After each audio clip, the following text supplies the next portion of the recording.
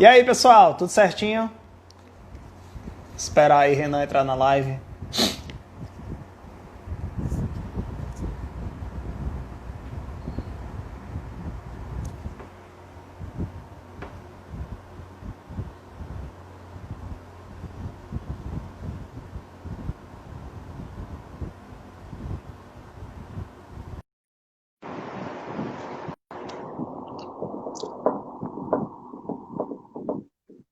E aí, pessoal, tudo certinho? E aí, Renan? Boa noite, pessoal. Vou deixar o povo entrar, daqui a pouco a gente começa. Vocês estão ouvindo bem? Da outra vez eu tive problema com o áudio aí, né? O Zé que tá me ouvindo bem? Padrão. Pessoal aí, manda o feedback aí do áudio, por favor, pra gente, qualquer coisa aqui, tentar Já melhorar. tentar solucionar. Isso, todo mundo ouvindo bem aí? Bora lá, jogar duro Faz, hoje. faz uma joinha aí, faz uma joinha aí, tudo bem com o áudio? Tudo bem, Show. tudo bem, tudo bem. Hoje é jogo duro, jogo duro. Todo mundo aí com Vadimeco já preparado, né? Sugiro aí que vocês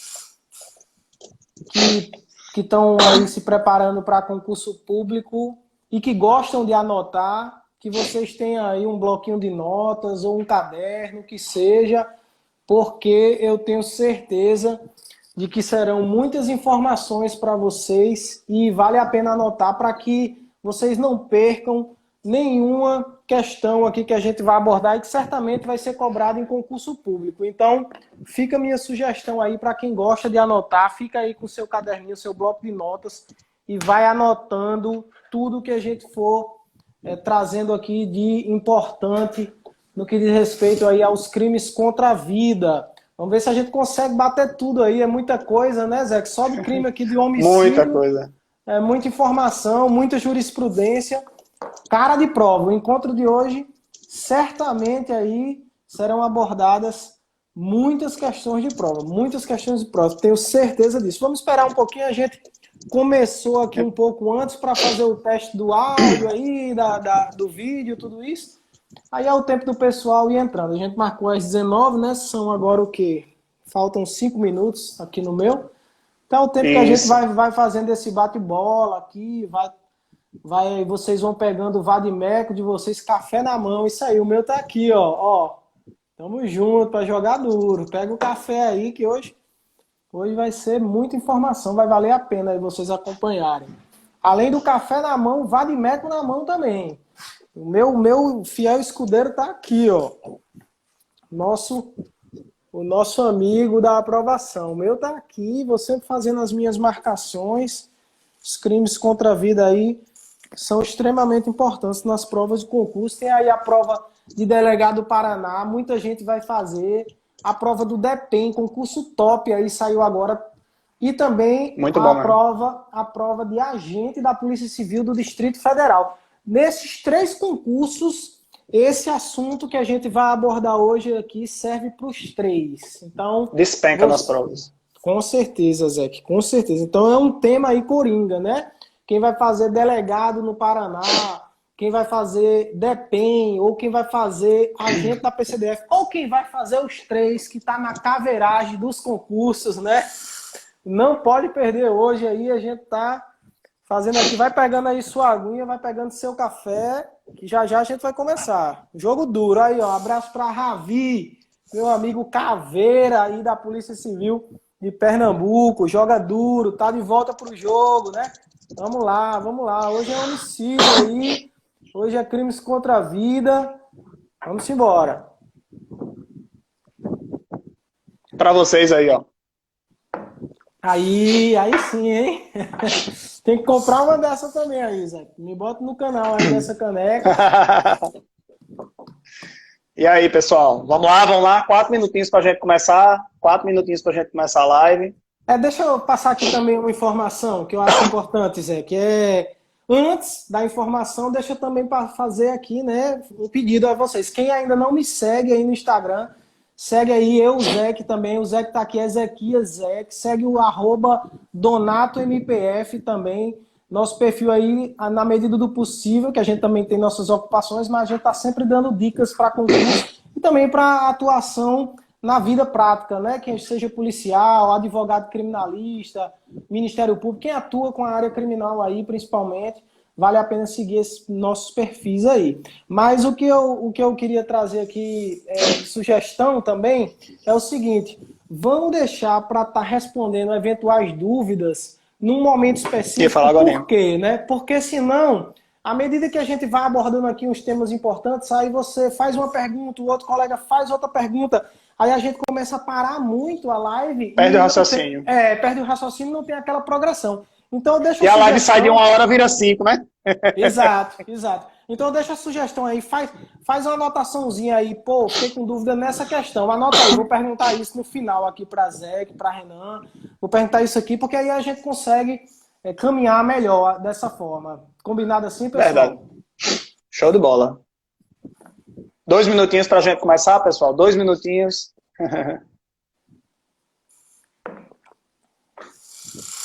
Café aí, aposte, Vadimeco aposte. Café ok. Isso aí. Vadimeco ok. Até o álcool em gel já tá ok aqui também, ó, para não ter nem... Né? Rapaz, o homem tá com tanto medo de pegar coronavírus que tava conversando comigo e passando álcool em gel na mão. Eu nunca vi um negócio desse. Pode brincar não, né? Essa situação aí... Verdade. Difícil. Se Deus quiser, vai acabar logo. Não aguento mais. Pelo amor de Deus. Vamos fazendo aquela parte introdutória e daqui a 1 minutinho a gente já começa realmente no tema. Pessoal, boa noite, bem-vindos à nossa live acerca dos crimes dolosos contra a vida. Crimes dolosos contra a vida. Era uma live que a gente queria fazer muito, né? Queria estar fazendo live sempre, toda semana. Entretanto, a gente tem uma porrada de aula para gravar ainda, a ANP batendo na porta, graças a Deus, para ser remarcada novamente, e infelizmente a gente não tem tempo de gravar toda semana, mas na medida do possível eu vou sempre estar combinando com o Renan, serrando com o Renan aqui, para a gente estar gravando as lives, seja substituindo temas dos cronogramas do pessoal que está na mentoria, seja trazendo temas novos, entrando com as lives mais curtas, mas a gente sempre que possível aí, talvez aí 15 dias, mês, né, Renan? A gente tentar trazer, por semana realmente fica muito complicado, porque você para o dia todo para fazer isso, praticamente, né? Preparar alguma coisa e tal. Então, e o pessoal cobra muito material, né? Então, realmente, a gente tem que dar uma atençãozinha a isso e fazer live todo dia, pelo menos toda semana, realmente fica um pouco complicado. Mas, na medida do possível, a gente vai tentar ficar fazendo esses encontros, porque tanto serve para o pessoal que trabalha com a gente na mentoria, tanto serve para aquelas pessoas que acompanham a gente nas redes sociais e tem todo um trabalho social além do estudo para concurso público, né? Então, a ideia da gente realmente é essa. Então, para você que vai fazer Delegado Paraná, como o Renan já tratou antes da gente começar efetivamente, Delegado do Paraná, DEPEN, Agente DF, Escrivão de Polícia, Delegado Federal, Delegado de Polícia Civil, promotor, magistratura, tribunais, analista, advogado de qualquer órgão desses aí, normalmente, pessoal, um dos temas que sempre está no edital é os crimes dolosos contra a vida. Você não vai encontrar, raramente você vai encontrar concurso, talvez aí para a parte tributária, parte de cartório, que não tem os crimes contra a vida, mas os demais concursos você vai encontrar. Então é um tema extremamente importante. E antes de iniciar, eu quero fazer só uma pequena diferenciação para vocês, que muita gente confunde os crimes dolosos contra a vida como sinônimo dos crimes contra a pessoa. Na verdade, aqui eu tenho uma relação de espécie e gênero. Os crimes dolosos contra a vida são uma espécie do gênero dos crimes contra a pessoa. Você vai encontrar os crimes contra a pessoa lá no início, lá, né, na parte especial, no título 1, você vai ter crimes contra a vida, lesões corporais, da periclitação da vida e da saúde, que quase não cai na prova, rixa, certo? Também quase não cai na prova, dos crimes contra a honra, aí cai, você vai ter calúnia, injúria e difamação caindo exaustivamente nas provas, sempre está presente, e dos crimes contra a liberdade individual. Esses crimes também caem muito em prova, então você precisa ficar antenado que há uma relação de espécie e gênero. Eu tenho um gênero, não todos esses crimes que eu citei, e todos esses capítulos, né, que eu citei, e entre eles, um dos capítulos são os crimes dolosos contra a vida, que compreende basicamente o grupão, os 4, né? Homicídio, induzimento, instigação, auxílio ao suicídio e a automutilação. Teve alteração legislativa importantíssima no final agora de 2019, e que isso vai despencar em prova.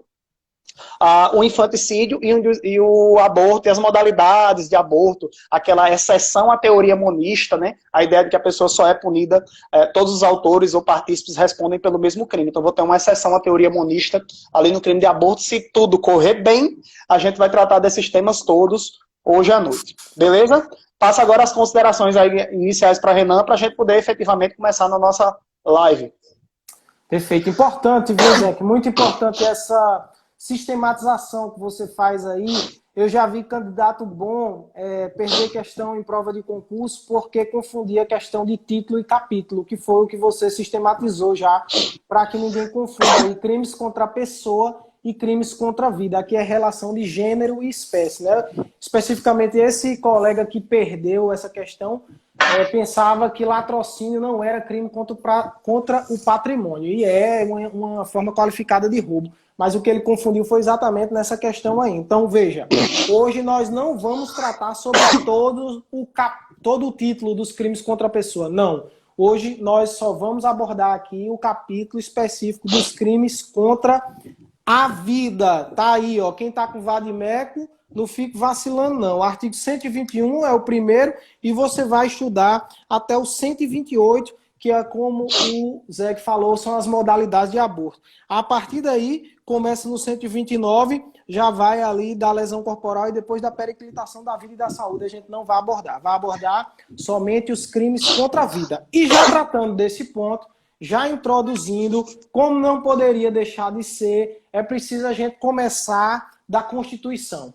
A interpretação deve se dar de forma conforme a Constituição. Portanto, toda a legislação infraconstitucional e o Código Penal é uma legislação que se submete aos ditames da Constituição. Lá no artigo 5º, inciso 38, não fique só ouvindo, não. Abra, você não quer vencer? Não quer passar lá em delegado no Paraná? Então você precisa ler o artigo. Eu estou lendo aqui, eu estou abrindo. E olha que o ISEC já está aprovado para delegado federal. Mas a gente sabe como é o jogo e precisa estar aqui lendo de novo, lendo de novo. Por quê? Porque a gente não quer estar dando aula, não quer estar fazendo esse trabalho legal aí com vocês. Então a gente precisa estar afiado, assim como vocês também precisam estar afiados. Artigo 5º, inciso 38 da Constituição vai dizer assim: é reconhecida a instituição do júri, com a organização que lhe dê a lei assegurados. E aí vem 4 princípios que são atinentes ao tribunal do júri. Quais sejam? A linha A, plenitude de defesa. Aqui é uma noção um pouco mais ampla do que a ampla defesa que a gente conhece, o contraditório e ampla defesa. Doutrina sustentando, inclusive, a possibilidade de argumentos metajurídicos, né? Religiosos, inclusive, pedir perdão a Deus, argumentos bíblicos, enfim. O sigilo das votações, a soberania dos vereditos e aquele específico que nos importa aqui no momento, a competência para o julgamento dos crimes dolosos contra a vida. Nesse ponto, eu já gostaria de fazer aqui uma especificidade, um detalhamento. Qual? Essa competência ela é uma competência mínima. O que isso significa dizer? Que, no mínimo, o tribunal do júri vai processar e julgar os crimes dolosos contra a vida, que serão os que a gente vai abordar hoje. Mas se eventualmente houver conexão num dado contexto fático, o tribunal do júri também vai processar e julgar. Imagina um caso concreto de tráfico de drogas conexo com crime de homicídio doloso contra a vida.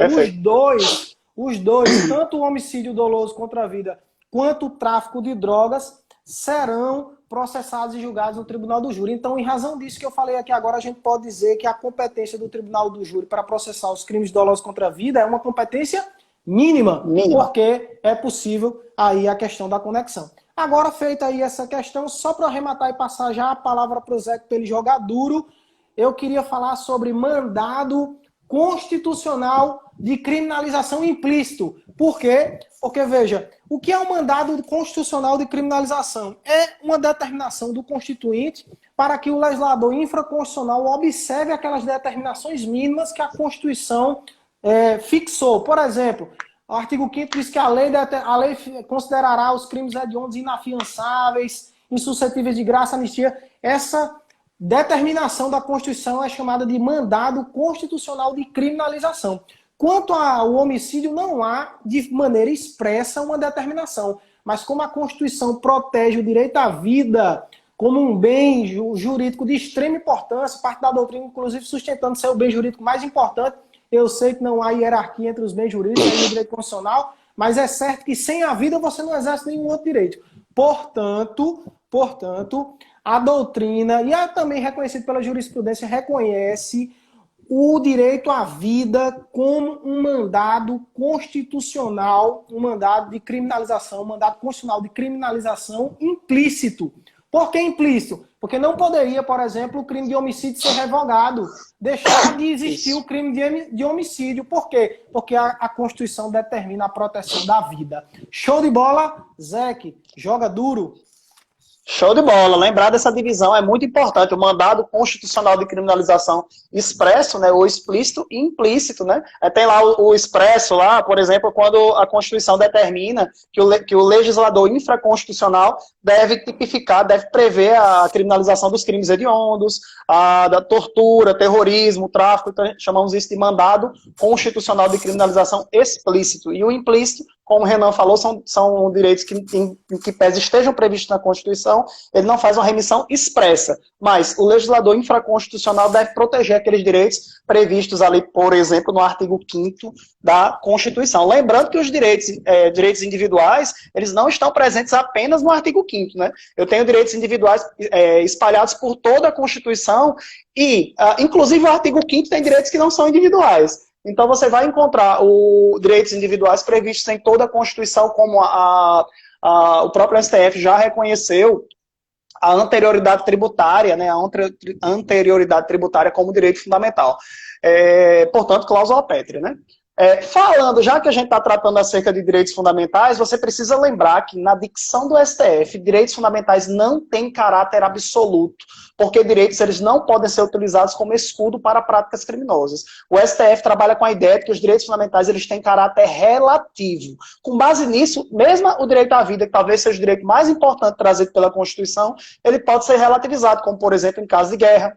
As hipóteses de aborto previstas no artigo 120, a partir do artigo 124, né, 128 especificamente vai ter as exceções onde se admite aborto. A jurisprudência do STF que fixa algumas teses em relação à questão da possibilidade de aborto também, a gente vai tratar daqui a pouquinho, certo? Em relação a isso. Então você precisa ficar antenado que todo direito fundamental ele tem caráter relativo, ele não tem caráter absoluto, eles podem ser relativizados no caso em concreto. Beleza? Lembrando disso, Renan tocou num ponto importante em relação a que o direito, toda legislação infraconstitucional, ela deve observância à Constituição. A gente chama isso de eficácia irradiante da Constituição, eficácia irradiante dos direitos fundamentais, que espalham por todo o ordenamento jurídico, e a gente deve ler sempre aqueles ramos como direito penal constitucional, direito civil constitucional. Então, todo direito ele é lido à luz da Constituição. Há uma reinterpretação, uma releitura, e a Constituição ela espalha, é como se fosse um manto que cobre e agasalha todo o direito. Beleza, pessoal? Vamos efetivamente começar a pegar pesado agora, certo? Renan, tem alguma consideração em relação a isso? Só uma introdução aí para a gente já se sentir no ambiente dos crimes contra a vida, né?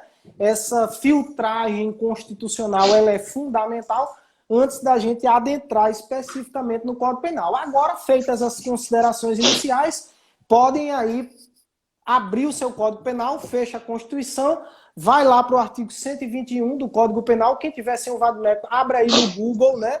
Bota no Google Código Penal, abre no site do Planalto e acompanha a partir do artigo 121. Mas eu vou reiterar um ponto que é importante, acho que até algum colega aí colocou nas mensagens, que o Zé falou, que os direitos fundamentais eles são relativos, nem mesmo o direito à vida é considerado direito absoluto. A própria Constituição prevê a possibilidade de pena de morte em caso de guerra declarada de maneira excepcional, por óbvio, isso cai em prova o tempo todo, você não pode errar uma besteira dessa. Beleza? Bora jogar duro. Joga aí, bora. Zé. Pessoal, artigo 121 caput, eu vou ter a figura do homicídio simples. Homicídio simples. Em relação a esse artigo, você precisa ficar ligado que a figura do homicídio simples, ela pode ser crime hediondo ou não. Você pode ter um crime hediondo em homicídio simples como crime hediondo, se ele for praticado em atividade típica de grupo de extermínio. Acho que a questão que pode cair aqui em relação a isso são duas. A primeira é essa, é que o homicídio simples, ele pode ser considerado crime hediondo se ele for praticado em em atividade típica de grupo de extermínio. Isso aí vai ser lá nos termos da Lei 8.072/90. Quem está na mentoria vai ser objeto da aula lá de crimes hediondos, acho que é comigo, né, Renan? Vocês vão ter essa aula lá. Preste atenção. Então, homicídio simples pode ser considerado crime hediondo e sofrer os consecutários da Lei 8.072/90, desde que praticado em atividade típica de grupo de extermínio. E o que é atividade típica de grupo de extermínio? Não preciso efetivamente ter o grupo de extermínio. Precisa ser uma atividade típica, característica, que guarda similaridade com os grupos de extermínio. Imagine que existe um grupo naquela... Não precisa ser um grupo, mas pessoas naquela cidade que saem em motos, aqui em João Pessoa aconteceu no passado, motos pretas, e saíam executando traficantes, né, supostos traficantes no meio da rua. Pronto, eu tenho ali uma atividade típica de grupo de extermínio. Você precisa ficar antenado nisso. A segunda observação em relação ao homicídio simples é que você precisa lembrar que a ausência de motivo não configura a qualificadora do motivo fútil. A ausência de motivo não configura a qualificadora do motivo fútil. Isso vai estar lá no HC 152.248. 548, certo? Vai caber ao MP provar, né? Vai caber lá a Renan, futuro promotor de justiça da Paraíba, provar que existia a qualificadora no caso concreto. Se ele não conseguir provar que existia a qualificadora, então eu vou estar diante de um homicídio simples, portanto, com uma pena bem mais branda, lá, a pena do caput do artigo 121. Manda, Renan. Vamos lá. Agora uma questão mais dogmática aqui. A gente entrou, né, no tipo específico do artigo 121. Então vamos fazer aquela análise que é característica do estudo da parte especial do Código Penal. Vamos aqui analisar alguns aspectos no que diz respeito aqui ao crime de homicídio. O tipo objetivamente descrito na norma é matar alguém. Então, o verbo nuclear do tipo é matar. Aí eu lhe pergunto, quando é que você se considera que alguém matou, né? Ou seja, em outras palavras, quando é que se consuma o crime de homicídio? Não obstante exista divergência na doutrina médico-legal para fins de direito, prevalece que o crime de homicídio se consuma com a morte encefálica. Não é a parada cardíaca, não é a parada respiratória, é a parada da atividade encefálica que caracteriza a morte. Qual o bem jurídico protegido? Ora, a gente começou falando sobre isso, é a vida. Mas aqui tem um detalhe, é a vida extrauterina, porque a gente vai estudar lá no aborto e o aborto tutela a vida intrauterina. A gente até vai ver questões lá de nidação, né? A diferença lá com o direito civil que fala desde a concepção, ou então teoria natalista, enfim. Aqui, para fins de direito penal, o homicídio tutela a vida extrauterina. Por óbvio que um ponto é importante nisso que eu estou mencionando agora. O quê? O artigo 4º, se eu não me engano, é o artigo 4º do Código Penal, que trata do tempo do crime, considera que o crime é praticado no momento da ação ou omissão. É a teoria da atividade, independentemente de quando se ocorre ou produz o resultado. Então, imagina a situação que alguém visando ali causar um aborto, enfim, pratica uma lesão contra uma mulher grávida, o bebê nasce com vida, mas morre posteriormente e morre em decorrência das lesões que sofreu lá atrás. Aí, se você não estiver atento a esse artigo 4º, você pode pensar em homicídio, porque não foi uma morte intrauterina. A morte ocorreu extrauterina, sim. Mas o direito penal considera o momento da ação ou omissão, portanto, nesse meu exemplo aqui seria aborto e não homicídio.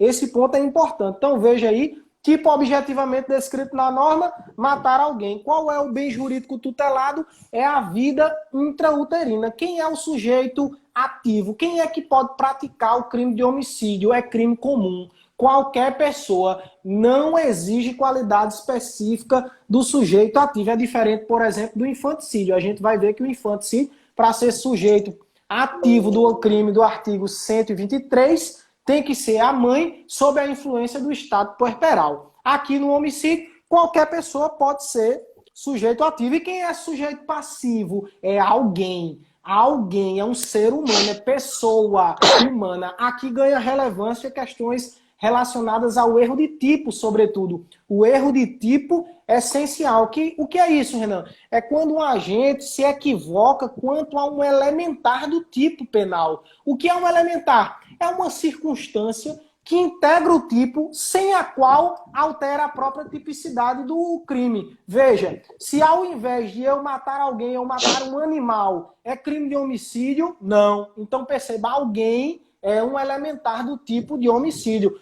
Portanto, se eu me equivoco quanto a essa elementar, estamos diante aí do erro de tipo essencial, artigo 20 do Código Penal. Renan, qual a consequência jurídica disso? O erro de tipo essencial possui como consequência jurídica, no mínimo, excluir o dolo. E se for ali inevitável, exclui o dolo e a culpa, portanto, o fato se torna atípico. Para arrematar e passar para o Zec, vale lembrar que o único crime contra a vida que a gente está estudando agora, que pode ser praticado na modalidade culposa, é o homicídio. Todos os outros, só de maneira dolosa. Então, os outros vão a júri, não tem para onde correr, né? Porque o crime, a gente começou falando sobre júri é crime doloso contra a vida. O homicídio, como prevê a modalidade culposa, é possível que vá ou não a júri, a depender se havia ou não dolo. E aqui eu faço a ressalva, independentemente se o dolo é direto ou eventual. Ainda que se estiver diante do dolo eventual, vai a júri também. É inclusive uma discussão aí bem pertinente na prática forense, né? Beleza? Anotou tudo aí? 20 parágrafo primeiro. Não fique vacilando não. Valeu. Vai lá, Zé, joga duro. Faz o seu, né? Pessoal, lembrar que em relação ao conceito de morte, a gente tem um conceito de morte que é adotado pela corrente jurista, mesmo adotada pelo Código Penal, que é a morte encefálica, e eu tenho conceitos de morte lá na medicina legal. Você precisa ficar esperto com os conceitos de morte em medicina legal na prova, por exemplo, lá do delegado do Paraná, e a maioria das provas cobra medicina legal e vai trazer conceito de morte natural, certo? Que é aquela esperada, previsível. Você vai trazer conceito de morte presumida, morte violenta, e tem a morte encefálica, que é uma das espécies de morte. Ele vai trazer diversas, é um rol extenso lá, em tanatologia, está no tema tanatologia forense, ou seja, o estudo da morte, o estudo da tanatologia forense, ou cronotanatognose, né, o tempo da morte. Você precisa ficar ligado naqueles conceitos, que é uma questão que é muito forte para a prova. Mistura os conceitos, coloca um conceito de morte jurídico-penal, né, um conceito adotado para o direito penal, e você roda na questão, já vi cair, não lembro agora se foi ou Mato Grosso do Sul ou Mato Grosso. Beleza? Fique esperto nos conceitos de morte, dê uma olhadinha lá. Passando um pouquinho, saindo do caput do artigo 121, agora a gente vai analisar as qualificadoras. No roteiro que a gente desenvolveu aqui, a gente vai passando pelos tipos e vamos tentar exaurir tudo hoje, certo? Mas é muita coisa, mas vamos lá.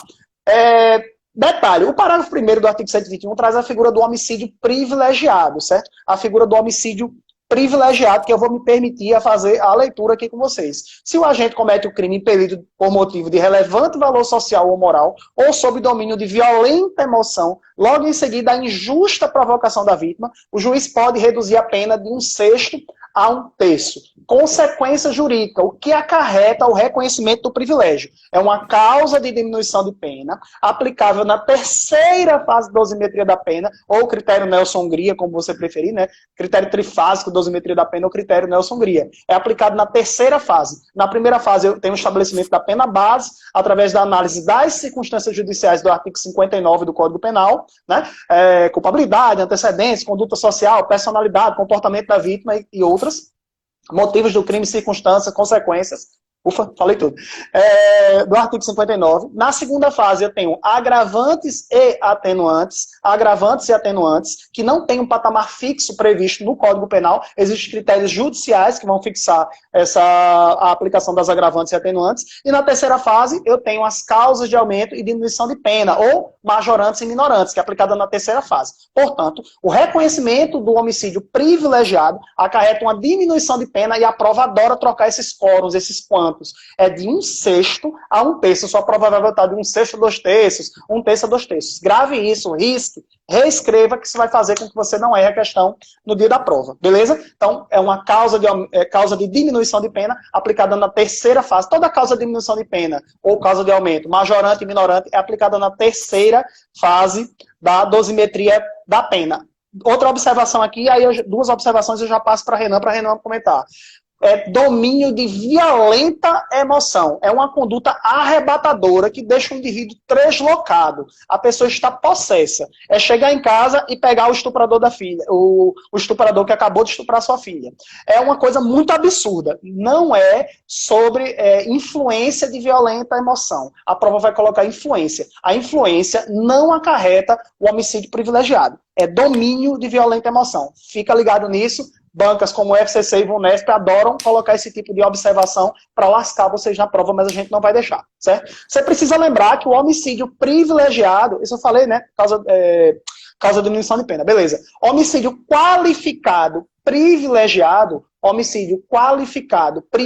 que a doutrina chama de homicídio híbrido, ele não configura crime hediondo. O homicídio qualificado privilegiado, o homicídio híbrido, não configura um crime hediondo, certo? Por ausência de previsão legal. Não existe previsão legal lá, pelo menos de maneira expressa na Lei 8.072, como crime hediondo, beleza? Então, homicídio híbrido ou qualificado privilegiado não configura. E qual é o exemplo que você precisa lembrar da prova?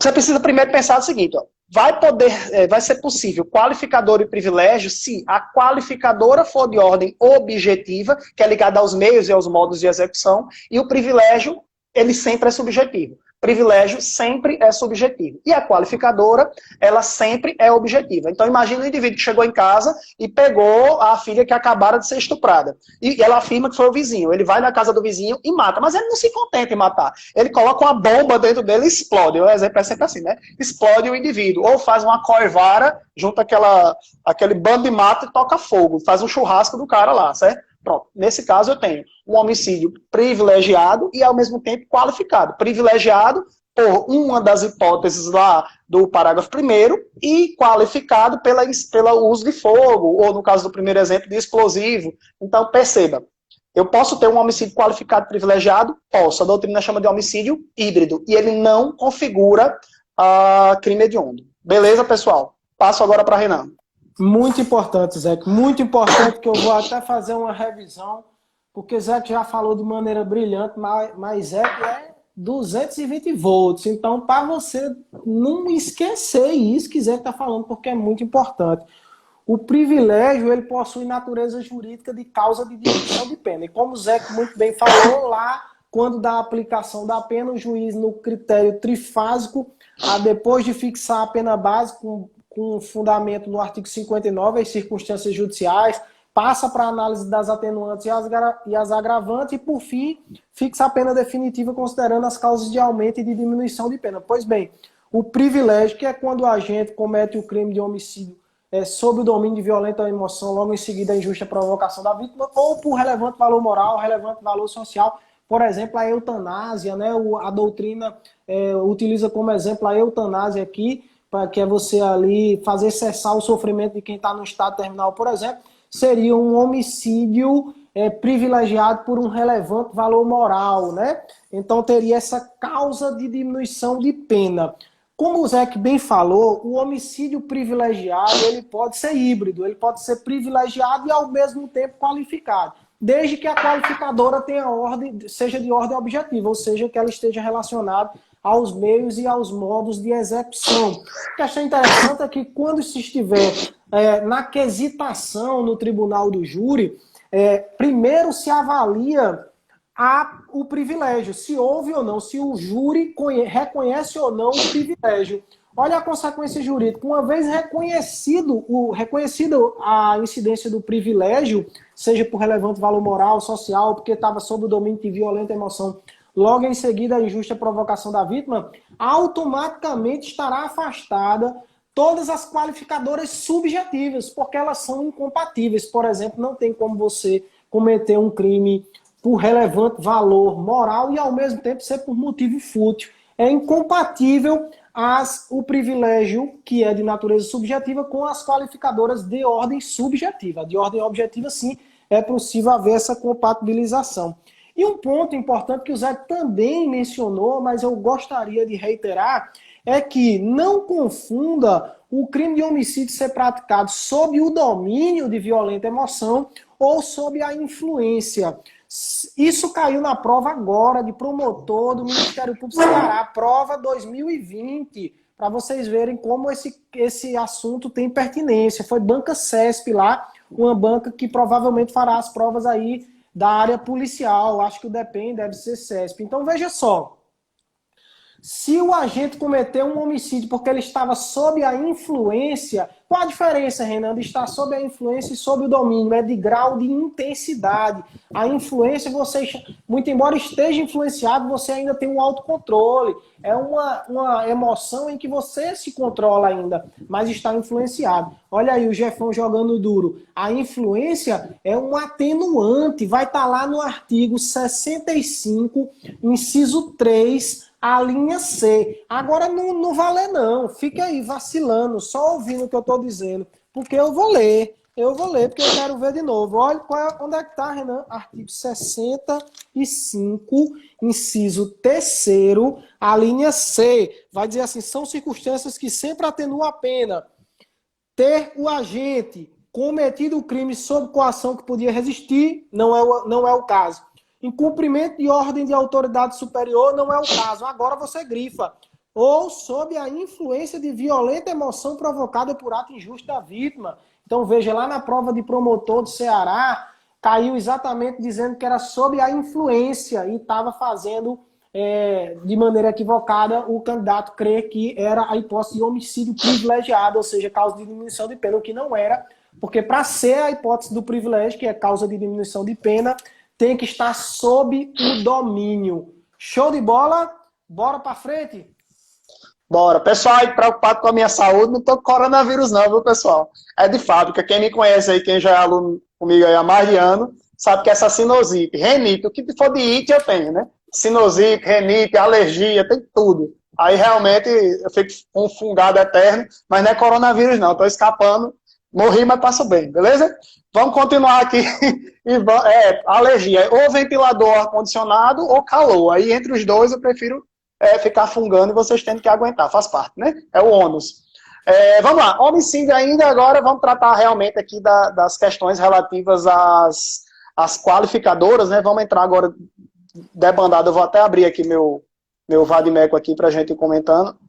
Eu sou, Renan é raiz, né? Com vadimeco efetivo, e o meu é Nutella, então tem que ser aqui no computador mesmo, é tecnologia. Vamos lá, artigo 121, inciso 1. Mediante paga, parágrafo 2º, inciso 1, mediante paga ou promessa de recompensa ou outro motivo torpe. Preste atenção, aqui a gente chama de fórmula casuística seguida de um encerramento genérico, certo? É uma técnica de redação legislativa que trabalha com a ideia da interpretação analógica. A lei dá um exemplo e faz um encerramento genérico, admitindo que você adeque outras situações, quando ele fala outro motivo torpe. Ele reconhece que a paga e a promessa de recompensa são motivos torpes. E é possível que, no caso concreto, você adeque aquela situação concreta, até decorrente da evolução da sociedade, como motivo torpe. Então, eu tenho uma fórmula casuística seguida de encerramento genérico. Cai muito. Quem recebeu o material que eu enviei hoje de tarde, eu coloquei 2 questões CESP, diametralmente, né, em relação ao tempo. 2019 e 2009, que trabalhavam o mesmo ponto. A lei penal admite interpretação analógica, recurso que permite a ampliação do conteúdo da lei penal através da indicação de uma fórmula genérica pelo legislador. Questão perfeita. Caiu 2019 também. A lei penal admite interpretação analógica para incluir hipóteses análogas às elencadas pelo legislador, ainda que prejudiciais ao agente. Você precisa ficar esperto, porque o que o direito penal não admite é a analogia in mala parte. Mas interpretação analógica, interpretação extensiva são admitidas sim em direito penal. Tranquilo? Motivo torpe. O que é um motivo torpe? É um motivo desprezível, vil, repugnante, que causa...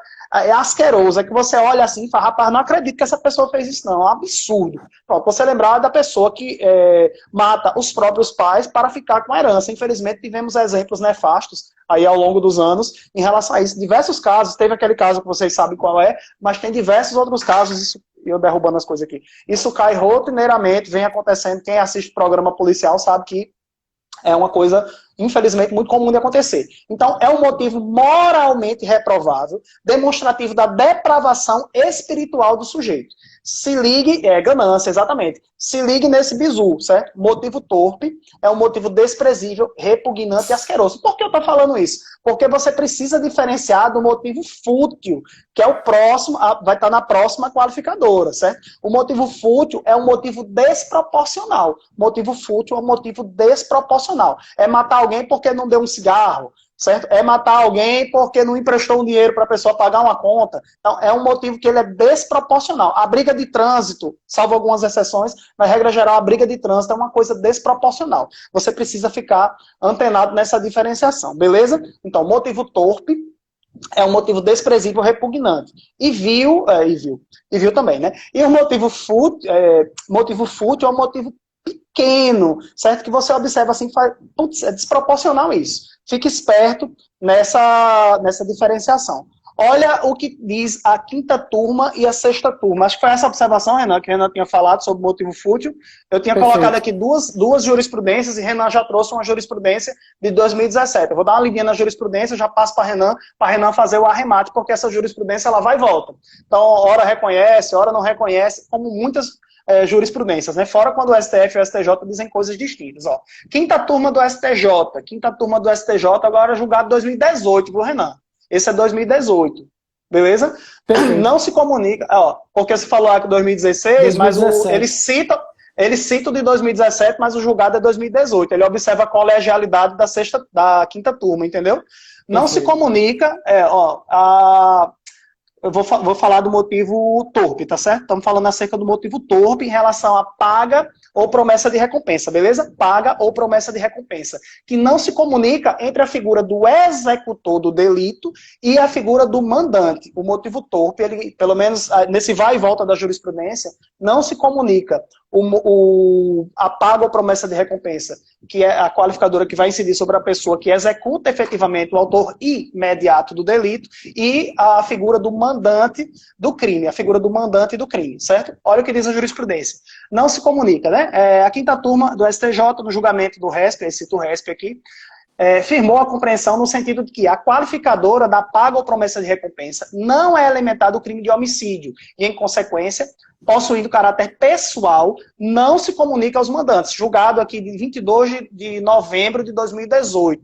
A sexta turma já traz outro julgado, e se brincar deve ter um julgado mais recente também que a gente não conseguiu colocar. A sexta turma já fala que se comunica. A paga e a promessa de recompensa se comunica entre o mandante e o executor do delito. Ó, no homicídio mercenário, olha a nomenclaturazinha aí para você gravar na prova. Homicídio mercenário é sinônimo de homicídio mediante paga ou promessa de recompensa. Beleza? Paga, o sujeito já paga, o cara vai lá e executa. Promessa de recompensa ele recebe depois de executar o crime, certo? No homicídio mercenário, a qualificadora da paga ou promessa de recompensa é elementar do tipo qualificado, comunicando-se ao mandante do delito. Olha, agora esse julgado é do mesmo ano, 2018, só que do dia 15 de maio de 2018. Então você tem uma divergência entre quinta e sexta turma, então as duas turmas aí não combinaram, tem que haver uma pacificação da terceira sessão que junta a quinta e sexta turma no STJ para a gente ver como é que vai se posicionar acerca disso. Eu ia ter uma observação que eu ia fazer aqui, eu vou passar para Renan, porque é o tempo que eu recordo, quem me conhece sabe que eu esqueço as coisas. Então, eu vou passar para Renan, quando voltar eu vou ter lembrado, espero. Beleza? Vai, Renan. Faz parte, Zé, que isso acontece comigo também. São tantas informações, a gente tenta falar tanta coisa ao mesmo tempo que outra coisa foge, é normal. Mas o que importa é que nesses minutos iniciais, muita coisa já foi dita, muita questão de prova. Eu trouxe já aqui, você já trouxe duas questões de prova, eu trouxe uma de promotor do Ceará, que foi agora esse ano. Então, só reiterando o que o Zé falou, no âmbito penal, apesar de não se admitir a analogia em Malam Partem, em razão da legalidade, né, reserva legal, o STJ, o próprio Supremo já fixou o entendimento no sentido de que cabe sim a interpretação analógica, que é isso que Zé mencionou, uma técnica legislativa em que o legislador prevê alguns exemplos casuísticos e fecha com uma cláusula geral, digamos assim, utilizando-se de conceitos jurídicos indeterminados. A importância da técnica de interpretação analógica é servir como vetor interpretativo. Perceba, a partir do momento que o legislador fala que o homicídio será qualificado quando for praticado mediante paga, promessa de recompensa ou outro motivo torpe, se utilizando desse conceito genérico, amplo, uma coisa você já pode tirar na sua cabeça. Opa, a paga e a promessa de recompensa são qualificadoras porque é um motivo torpe. É exatamente o vetor interpretativo. Quando alguém mata alguém mediante paga, mediante promessa de recompensa, é um motivo torpe e, portanto, qualifica. Quanto a essa divergência jurisprudencial, é verdade. Vocês precisam tomar cuidado. Infelizmente, isso acontece em prova. Agora, se acontecer, o que é que cabe a gente? Cabe a gente ter o nosso filho de concurseiro e se posicionar num dado sentido. Mas, provavelmente, essa questão tinha que ser anulada porque há posicionamentos aí divergentes da quinta e da sexta turma. Mas eu vou dizer a você, eu já fiz uma prova de defensor público em Pernambuco. Já pensou? Não sei o que eu estava na cabeça de fazer prova de defensor, não. Mas eu fiz essa prova. Tô brincando, brincadeira à parte, Defensoria Pública é uma carreira muito bonita. É só porque tem essa briguinha aí com o Ministério Público, eu gosto de ficar arengando com meus colegas defensores. Mas enfim, lá na prova de Defensor Público de Pernambuco, caiu uma questão de direito do consumidor, que era exatamente nessa situação aí. Uma turma dizia uma coisa, a outra turma do STJ dizia exatamente o contrário. Eu me posicionei, o CESP deu o gabarito contrário, a gente recorreu, utilizou jurisprudência, o CESP não anulou. E aí, o que é que a gente faz? Não faz nada, faz parte do jogo. Isso vai acontecer, você vai ser injustiçado. Tomara que não, mas é possível que sim. Eu já fui várias vezes. A gente faz muito concurso na PRF 2013, por exemplo, também já fui injustiçado numa troca de gabarito. Quem já fez prova aqui do CESP naquela sistemática de uma errada numa certa, sabe que quando você está acertando uma no gabarito preliminar e passa errado, você perde 2 pontos, porque você estava acertando ganhando 1. Perdeu aquele, perdeu o outro que ele tira. Então, 2 pontos a menos, né? Enfim, são situações, mas aqui a gente traz essa situação. Não tem como dizer, e aí, o que prevalece, Renan? Se o motivo for torpe, ele pode... o mandante pode responder pelo motivo torpe em razão da paga. Essa circunstância, ela é elementar. Por que essa discussão? Porque, veja, como o STJ fixou que essa qualificadora possui ordem subjetiva, a gente sabe que as circunstâncias e as condições de caráter subjetivo não se comunicam, salvo se forem elementares. Onde é que está isso, Renan? Lá no artigo 30 do Código Penal. Não confie não, vá lá ler. Artigo 30 do Código Penal vai dizer que não se comunicam as circunstâncias e as condições de caráter pessoal, salvo quando elementares do crime. Então, veja, a discussão que está aqui gerando é exatamente se o fato do crime de homicídio ser cometido mediante a paga aí é um elementar ou não. As turmas divergem quanto a isso. Dizem que sim, portanto se comunica, o mandante pode responder. Outra diz não, é elementar. Então não pode se comunicar, o mandante não pode responder. A gente não tem como dizer o que é que vai prevalecer, a gente traz os 2 posicionamentos aí e tem que esperar, aguardar o que é que o STJ vai bater o martelo. Vai lá, Zeke. 2 observações. Primeira, que quando esgotar 1 hora aqui, vai travar essa porra toda, certo? Aí quando travar, você já entra de novo, que eu já vou clicar aqui e lançar o segundo tempo aqui, né? Talvez tenha o 3º tempo, né? O 4º, talvez a gente fique até amanhã, mas vai tentando aqui. Não é que eu tenho compromisso hoje ainda. Mas, então, você já sabe, já vai para o outro tempo, certo? Segundo, aqui, perguntaram aqui, eu já tinha até anotado nas minhas, que eu tenho meu fichariozinho aqui, que eu vou anotando as observações, que eu estava tentando lembrar, era que você tem que observar em relação a essa questão do homicídio mercenário, de acordo com a teoria que você adota. Se você adotar a teoria-regra lá do artigo 29 do Código Penal relativo ao concurso de pessoas, né, artigo 29 do Código Penal adota a teoria objetivo formal, pelo menos majoritariamente prevalece a doutrina, que adota a teoria objetivo formal. Por essa teoria você consegue diferenciar autor e partícipe, né? Autor é aquele que executa o verbo núcleo do tipo, partícipe é aquele que assessora, ele tem uma conduta acessória, adotando aqui, inclusive, a teoria da acessoriedade limitada ou média, né? Teoria da média acessoriedade. Então, você tem que observar de acordo com essa teoria. Agora, se você adotar a teoria do domínio do fato, né? Teoria do domínio do fato, tem correntes aí que surgem a partir de Weltzl. O Roxin, ele aborda muito bem essa teoria do domínio do fato. Zaffaroni aborda a teoria do domínio do fato, cria a teoria do domínio do escritório. Então, se você observar, com base na teoria do domínio do fato, ele também divide em autor e partícipe, mas ele amplia o conceito de autor. Há uma ampliação do conceito de autor. Então, o autor é aquele que tem o como e o se. Ele sabe se o crime vai acontecer, ele tem um controle finalístico, até porque essa teoria do domínio do fato ela tem uma íntima conexão com o finalismo de Weltzl, né? Então você precisa ficar ligado nisso, que a teoria do domínio do fato, pela teoria do domínio do fato, sim, aí sim seria possível realmente a aplicação dessa qualificadora, tanto ao autor imediato, quanto o mandante, né, que teria aqui, ele também estaria no conceito de autor, sacou a jogada? Ele também é autor, ele não é partícipe. A diferença basicamente é essa. Pela teoria objetivo formal, nesse ponto aqui, o cara vai ser partícipe, o mandante vai ser partícipe. Detalhe, viu? O fato do cara ser partícipe não quer dizer que ele vai ter uma pena menor, não, tá? A pena vai ser aplicada na medida da sua culpabilidade. Então, o indivíduo pode ser partícipe e ter uma pena maior do que o autor, efetivamente, do crime. O que vai diferenciar aqui é apenas corrente doutrinária, que até o professor Kleber Masson faz uma crítica em relação a isso, dizendo que a gente não precisa da teoria do domínio do fato, como também não precisa da imputação objetiva, ele cita nas aulas dele, no livro dele. Então você precisa ficar antenado com isso. Outra coisa, já que a gente falou do artigo 29, tema da aula aí para quem está na mentoria já serve como revisão, artigo 29 do Código Penal é uma norma de extensão pessoal. Norma de extensão pessoal ou norma e norma, né? Nem ou, né? Porque é campos semânticos diferentes. Norma de adequação típica mediata. Norma de adequação típica mediata. Você tem que fazer um triângulo. Você vai fazer isso aqui.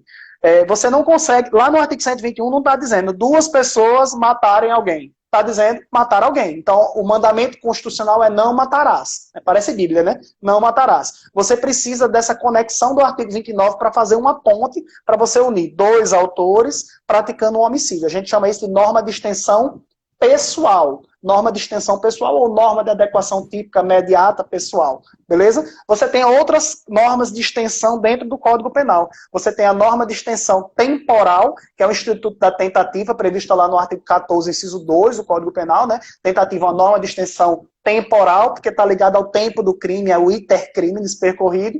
E você tem uma norma de extensão causal, que está no artigo 13, parágrafo 1º, né, Renan? Primeiro? Segundo. Parágrafo 2º, né? 13, parágrafo 2º lá, uma norma de extensão causal também, uma norma de adequação típica mediata. Está ligado lá a figura da omissão imprópria, não é isso, Renan? Figura da omissão imprópria. Perfeito. Beleza? Exatamente. Beleza, pessoal? Ficar ligado nesse bizu aí que cai em prova, viu? E se cair, assim, é uma prova com uma profundidade mais pesada e você não pode rodar na questão. Tranquilo? Renan, quer comentar ou posso passar? Bora passar, porque senão a gente não consegue dar conta. Vamos embora. Mas qualificadoras agora, as qualificadoras de ordem objetiva que estão relacionadas aos modos de execução, aos meios e aos modos. Vai lá, Zeke. Deixa eu só fazer um comentário em relação ao motivo fútil, que eu não comentei. Cuidado com a questão do racha, viu? Questão do racha. Dois indivíduos estão lá fazendo racha no seu veículo e tem um terceiro, um pedestre que vem passando, tem nada a ver com a história e ele é atropelado. A qualificadora do motivo fútil, ela é incompatível com o dolo eventual, tendo em vista a ausência do elemento volitivo, certo? A ausência da vontade. Então, o terceiro que está passando na pista, ele acaba sendo atropelado realmente por... Eu estou diante do dolo eventual, né? Ele assumiu o risco de produzir o resultado, beleza, eu vou ter um homicídio. Mas eu não tenho, pelo menos nessa qualificadora, não se aplica ao homicídio com motivo fútil no racha de veículo, jurisprudência lá do STJ, beleza? Ficar esperto nessa jurisprudência aí para não rodar na prova. Tranquilo? Eu vou ter aqui a figura do homicídio simples. Vamos para as qualificadoras objetivas? Bora lá, quando o homicídio for praticado com emprego de veneno, fogo, explosivo, asfixia, tortura ou outro meio insidioso ou cruel ou de que possa resultar perigo comum, vai ser um homicídio qualificado também. Vamos logo lembrar, todas as hipóteses de homicídio qualificado é crime hediondo, né? O Zé começou falando que o homicídio simples não é crime hediondo, mas se for praticado em atividade típica de grupo de extermínio, mesmo que por um só agente, sim, vai ser hediondo. Aqui não tem essa, não. Se foi homicídio qualificado, é hediondo e acabou-se. Aí você traz todas as consequências jurídicas que você consegue lembrar na sua cabeça, progressão de regime que o pacote anticrimes mudou, viu? se ligue lá no artigo 112 da LEP. Aliás, é que eu estava terminando hoje a aula de LEP, né? Terminando hoje, estava tratando sobre progressão de regime. Júlio, se tiver aí, eu desafio colocar, porque ele disse que tomou uma e já decorou os quantos de progressão e está falando bêbado agora, bêbado, para ver se dificulta. Então eu quero ver ele colocar aí 16, 20, 25, 30, enfim. Além disso, prisão temporária, todos os outros gravames que a lei dos crimes hediondos traz. Mas veja só, nessa qualificadora aqui, que diz que o emprego de veneno, fogo explosivo, ela tem um link muito forte com medicina legal. Aliás, o crime de homicídio como um todo, né? Não tem como a gente estudar dissociado o direito penal aqui da medicina legal. Mas veja só, eu vou destacar alguns aqui. O benefício, né, que é chamado o veneno, tem que ser empregado de maneira insidiosa para que de fato haja aí a incidência da qualificadora. O fogo. Quanto ao fogo, eu gostaria de lembrar para quem está na caveiragem para delegado, estudando aí medicina legal, estão ligados lá no sinal de Montaute? Estão ligados ou estão vacilando? Montaute. O sinal de Montaute é aquele que você faz aqui ó, na traqueia para ver se você encontra fuligem e saber se a pessoa estava viva quando foi queimada. Porque se ela estivesse viva quando foi queimada, esse homicídio aí vai ser qualificado pelo fogo. Do contrário, pode haver aí alguma ocultação de cadáver, algum outro delito, se o fogo foi empregado após a morte. Show de bola aí? Estão jogando duro? Aí, ó, já colocaram aí o bizu lá de RDD, progressão. Quem tá na mentoria aí, já aula de LEP comigo. Vou jogar duro com vocês. Então veja, veneno, fogo, explosivo, asfixia é outro tema forte para medicina legal, viu? Caiu lá em delegado de polícia do Ceará, ó, 2014. Ó, Pedrão aí, ó. Pedrão fez essa prova de delegado lá no Ceará. Teve aí aquela discussão se era prisão preventiva, prisão temporária na peça. Mas uma coisa é, lá na prova de delegado no Ceará, cobrou aquela distinção lá de medicina legal dentro de asfixiologia forense entre enforcamento, estrangulamento e esganadura. Estão ligados? Pois bem, veja só, vocês vão analisar os aspectos periciais para saber se aquele crime de homicídio foi cometido mediante asfixia, por exemplo, a esganadura com os estigmas ungueais que são característicos. Aliás, já que eu falei em perícia, vale a pena lembrar o seguinte, o crime de homicídio, dentre as suas classificações, é classificado como crime material. O que é isso? Crime que se consuma com a efetiva produção do resultado naturalístico, a modificação do mundo exterior ocasionado pela conduta. Além disso, o crime de homicídio é um crime não transeunte. Não erre essa não, viu? Vá confundir com transeunte aí não. O que é isso, Renan? Um crime não transeunte. É um crime que deixa vestígio. E o vestígio aqui é imprescindível, a análise pericial para configurar a causa-mortes. Por exemplo, a asfixia, como eu estou mencionando para vocês. Nos termos do artigo 158 do Código de Processo Penal, nos crimes que deixam vestígio, ou seja, nos crimes não transeuntes, é imprescindível a realização do exame de corpo de delito, direto ou indireto, não podendo a confissão do acusado suprir. Beleza, aí alguns comentários sobre o veneno, o fogo, a asfixia e, por fim, a tortura, para não confundir o homicídio qualificado pela tortura com o crime de tortura, que o Zec vai dar aula para vocês na mentoria, crime de tortura qualificada pela morte. Aqui é o ânimos. Veja, se o agente desde o início queria matar e para alcançar essa finalidade ele emprega a tortura, nós estaremos diante do crime de homicídio qualificado pela tortura. Por outro lado, se o agente só queria torturar e termina acarretando a morte, isso é o crime de tortura qualificado pelo homicídio. Vale a pena dar uma comparada aí lá na Lei 9455 de 97, que é a Lei de Tortura, com essa figura aqui do Código Penal, que é o homicídio qualificado pela tortura. Beleza? Zec, chama na grande. Beleza, pessoal. Então, importante essa questão do veneno. Ele tem que ser insidioso, tem que ser aplicado de maneira insidiosa, certo? Ou seja, se o sujeito sabe que está tomando veneno, não vai aplicar a qualificadora. Agora, detalhe que o veneno, ele não necessariamente é uma substância venenosa, efetivamente. Eu posso ter, por exemplo, o açúcar para o diabético, pode ser considerado veneno?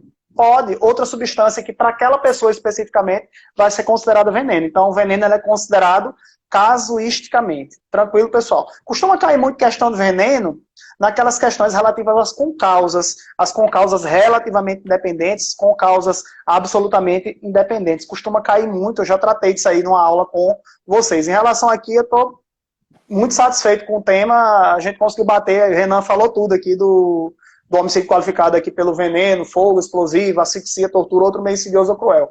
Em relação ao próximo inciso, vai tratar do homicídio qualificado pela traição, emboscada ou mediante dissimulação, outro recurso que dificulta ou torne impossível a defesa do ofendido. Também a qualificadora de ordem objetiva, a gente não tem aqui uma